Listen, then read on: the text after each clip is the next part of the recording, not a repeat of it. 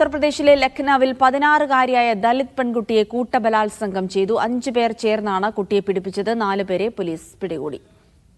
PR Aravind വിവരങ്ങൾ നൽകും. അരവിന്ദ്, എന്താണ് ഉണ്ടായത്? ജിൽസി, ഇന്നലെ വൈകുന്നേരമായിരുന്നു ഈ ഉത്തർപ്രദേശിലെ ലക്നൌവിൽ അതിദാരുണമായ സംഭവം നടക്കുന്നത്.